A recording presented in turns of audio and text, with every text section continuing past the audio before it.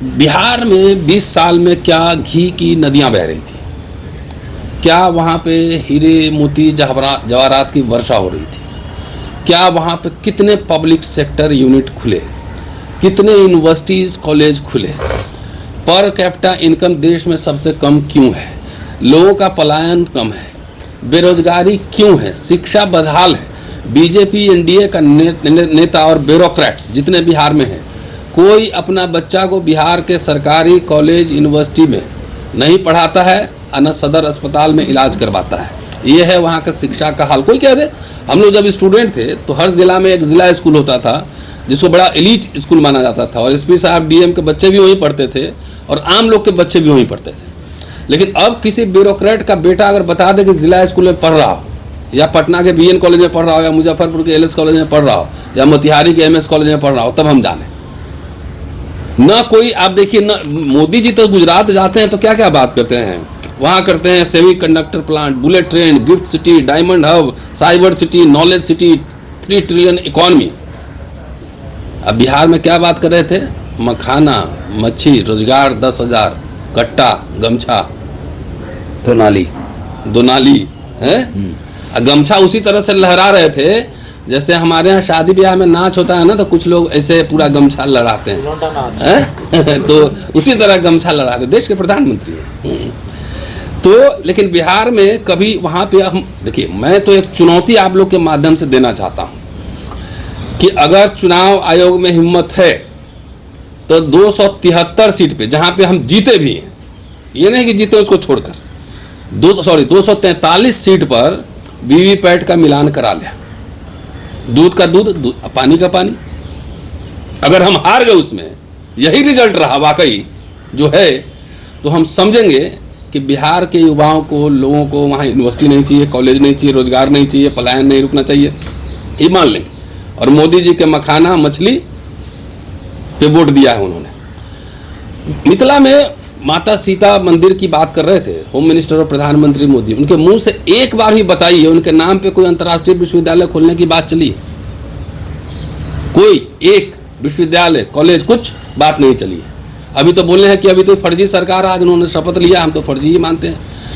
वैसे मैं बता दूं, थोड़ा आंकड़ा और दे दूं कि 4,60,000 करोड़ कर्ज है बिहार पर, 63 करोड़ रुपए रोज ब्याज दे रहे हैं।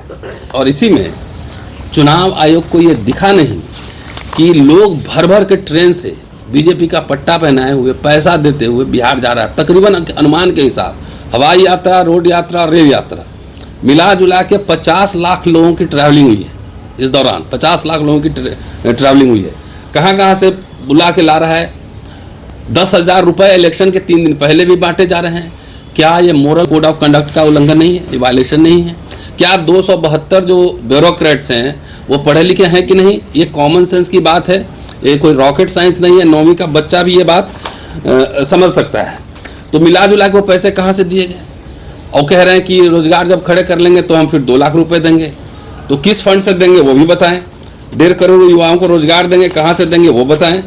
इलेक्शन के समय मैंने देखा था, आंकड़ा निकाला था कि 6 अक्टूबर को जब इलेक्शन कमिश्नर कह रहे हैं कि 7 करोड़ 42 लाख वोटिंग है, और जब इलेक्शन हो रहा है तो 7 करोड़ 45 लाख हो जा रहा है, 3 लाख बढ़ जा रहा है। अब झूठ बोलने के लिए, गप मारने के लिए तो सब कहेंगे कि और वोट रजिस्टर्ड हुए, ये हुए, वो हुए, सब कहेंगे।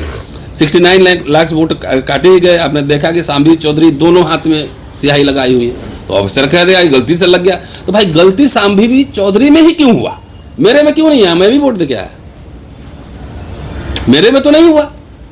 सिर्फ बीजेपी, आरएसएस और एनडीए के लोग हैं, उन्हीं में गलती क्यों हो गया? तो ये मिला जुला के पूरा चुनाव फर्जी है। इसमें रिपोर्टर्स कलेक्टिव की रिपोर्ट भी है कि 1.32 करोड़ संदिग्ध वोटर मिले हैं। 39 विधानसभा सीटों पर संदिग्ध वोटों की संख्या 3.7 लाख है। तो इस तरह के पूरे आंकड़े जब आ रहे हैं, और बिहार में तरक्की का मसला तो यह है कि तकरीबन 94 लाख परिवार 6,000 से कम में है। तो क्या घी की नदी में? मैं सोचने के लिए मजबूर हूँ। जो केंद्र सरकार का श्रम पोर्टल है उसी में तकरीबन 94% लोग कह रहे हैं, सरकारी आंकड़ा ही दे रहा हूं मैं, कि 10,000 से कम में प्रति माह जो है हम गुजारा कर रहे हैं। क्राइम, शिक्षा का तो हाल आप जान ही रहे, वो सब बताना जरूरी है। 1 लाख की आबादी पर सिर्फ 7 कॉलेज है, नेशनल एवरेज है 30 कॉलेजेस का। घोटाला वो भी गिन देता हूं, परीक्षा घोटाला 7 साल में 10 से ज्यादा भर्ती घोटाला है, पुलिस भर्ती, बीपीएससी भर्ती घोटाला, अमीन भर्ती घोटाला, स्वास्थ्य विभाग सीएचओ भर्ती घोटाला, नीट उत्पाद विभाग घोटाला, तमाम घोटाले से लेकर, और सब जानते हैं, बिहार में जानते हैं कि डिग्रियां कैसे बांटे जा रही हैं। अपराध, SC ST एट्रोसिटीज पर मतलब देश में 4थे नंबर पर बिहार है। पहला उत्तर प्रदेश, दूसरा राजस्थान, तीसरा मध्य प्रदेश, जहां तीनों जगह सरकार बीजेपी की है, और वहां पे डबल इंजन की सरकार है, तो चौथा बिहार है। हमें कैसे मान ले कि जिस दलित को अभी इलेक्शन के बाद ही पिटाई शुरू हो गई, हत्याएं शुरू हो गई, जिसमें इतनी एट्रोसिटीज हैं, हत्याएं हो रही हैं, वो कैसे इनको सबको वोट दे देगा? इसलिए हम तो मांग करते हैं कि भाई ईवीएम के खिलाफ हम लोग शुरू से ईवीएम के खिलाफ रहेंगे, और चुनाव आयोग में ये चुनौती हमारी है कि वो वीवीपैट का मिलान कर ले। खर्चा के लिए काहे आप परेशान हो रहे हैं? खर्चा तो आपके जेब से जाना नहीं। और कल मैंने सोशल मीडिया पे पढ़ा कि लकड़ी कटेगा कागज बनाने से, तो क्या कागज बनना देश में बंद हो गया है? क्या अमेरिका इंग्लैंड में जो बैलेट पेपर से होता है तो कागज की चिंता उनको नहीं है? इन्हीं को कागज की चिंता है। देश में जो है अडानी को इंडस्ट्री लगाने के लिए जमीन दिए जा रहे हैं, लाखों पेड़ काटे जा रहे हैं, तो वहां पे इलेक्शन कमिश्नर की चिंता न है, न 272 जो जजेस, ब्यूरोक्रेट्स, डिप्लोमेट्स ने जो साइन किए हैं उसकी चिंता है। इसलिए हम देखिए, लोग पूछते हैं कि आप कोर्ट क्यों नहीं जाते? तो मेरा ये कहना है कि चुनाव आयोग तो कोर्ट ही है, और चुनाव आयोग खुद ही चुनाव लगा रहा है देश की जनता को। तो कुछ लड़ाइयां कोर्ट पे नहीं, सड़क पे लड़ी जाती हैं। पॉलिटिकल बैटल पॉलिटिकली लड़े जाते हैं। मैं चुनाव के दरमियान बिहार में भी था, दिल्ली में भी था, और कई टीवी डिबेट्स में मैंने कहा कि अगर चुनाव आयोग चुनाव लड़ेगा तो हम हारेंगे। Free, fair, equal playing field पे चुनाव होगा तो हम जीतेंगे। स्पष्ट रूप से कई टीवी चैनल्स पे कहा है। बहरहाल गौतम साहब ने जिन 272 ब्यूरोक्रेट की बात की है, एक लाइन उस पर कह देता हूँ, इन सब की स्क्रूटनी होनी चाहिए, सबकी जांच होनी चाहिए। देश में लाखों ब्यूरोक्रेट है, ये 272 ही निकल के आए, इसका मतलब लाखों ब्यूरोक्रेट अभी शांत है, समझ रहे हैं बात की क्या चक्कर चल रहा है, तो इनकी तो जांच होनी ही चाहिए। बहरहाल आता हूँ मैं इलेक्शन कमीशन पे ही बोलूँगा। एज ए प्रोफेशनल रिसर्चर मैं आंकड़ा इकट्ठा कर रहा था कि जब भारत आज़ाद हुआ और पहला लोकसभा चुनाव हुआ 1951-52 में, पूरा देश कांग्रेस में था, मतलब पूरी सिंपैथी कांग्रेस के साथ थी, सब कुछ था। 489 सीट्स पे चुनाव हुए, 489, और उसमें से जवाहरलाल नेहरू को 364 सीट मिला, मतलब 74%। फिर एक इंस्टांस और मैंने देखा कि जब इंदिरा गांधी की असैसिनेशन हुआ, हत्या हुई, उसके बाद पूरे देश में कांग्रेस की लहर थी। उस समय 541 सीट पे चुनाव हुए, और राजीव गांधी और कांग्रेस पार्टी जीती 414 सीट, विच कम्स टू 76%। अब बिहार का विधानसभा चुनाव देखिए, 20 साल से अमूमन एनडीए सरकार है, बीच का कुछ ब्रेक हटा दीजिए, अब तो 10वीं बार मुख्यमंत्री उन्होंने शपथ लिया आज। एनडीए सरकार का चुनाव इलेक्शन विनिंग रेट है तकरीबन 84%। बीजेपी का जो है ना 89 जीता है, वोट मिला है 20%, जेडीयू को मिला है 19.25%, 85 सीट जीता है, एलजेपी को 4.97%, 19 सीट, आरजेडी 23%, 25 सीट जीता है, कांग्रेस 8.7% जीता गया है। इसमें देखिए बीजेपी का स्ट्राइक रेट सरप्राइजिंगली 88%, जेडीयू का 84.15% है।